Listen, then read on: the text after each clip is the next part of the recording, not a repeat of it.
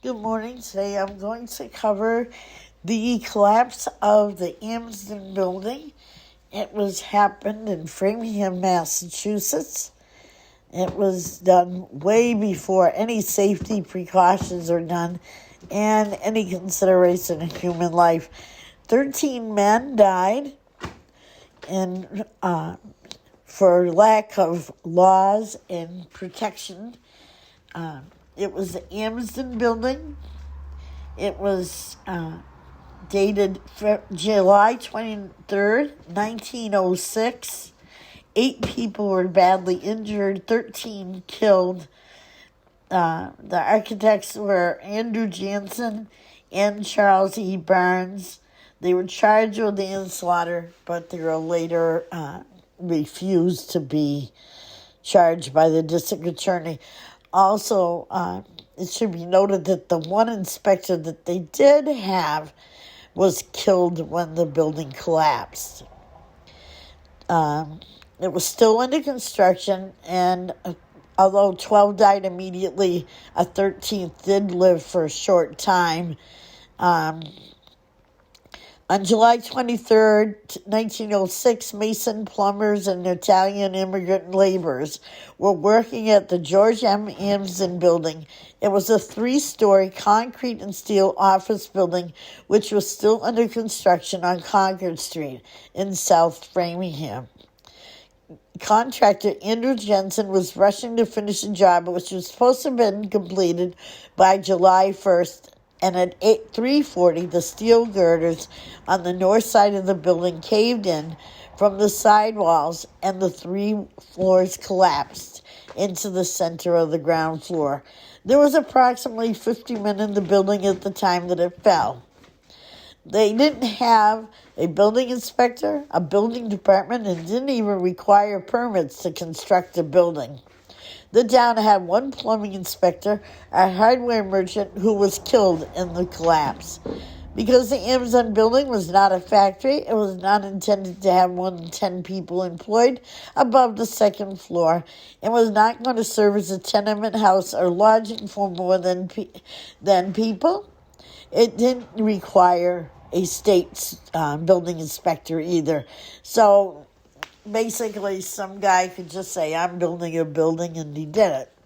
The Framingham Fire Department and the 9th Regiment of the National Guard, which is a volunteer militia, were summoned to the scene, but could not begin rescue efforts until the building's broken pillars were shored up. By the following day, 11 bodies had been found in the rubble, and efforts shifted from survivors to recovering bodies.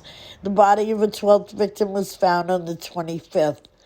The search ended on the 26th, and once they were satisfied that all the building people were that had been in the building were accounted for, the Chester Nicholson, who was a 21-year-old carpenter, had initially survived the accident and was paralyzed and remained in the hospital until he died 2 years later. George Windsor, a civil engineer and concrete expert with 12 years of experience in concrete and cement, was chosen by the town to investigate the collapse.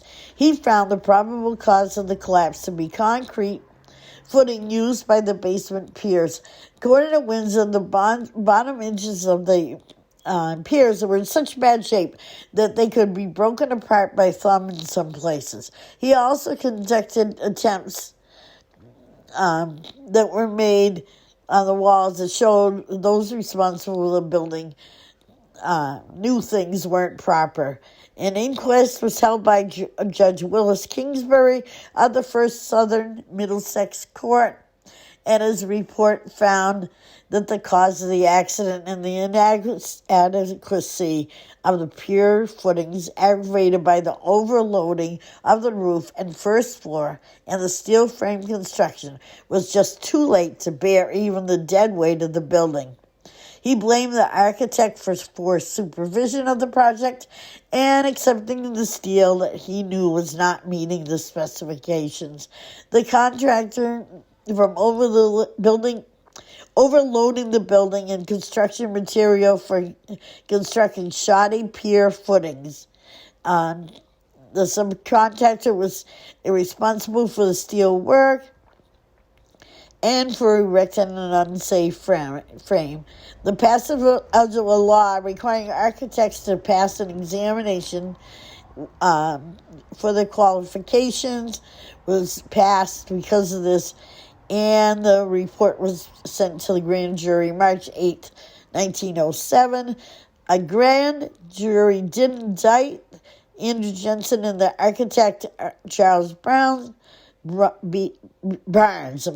the manslaughter, but however, on October 2nd, 1907, the district attorney refused to charge the men, so they basically got away with it. Thank you.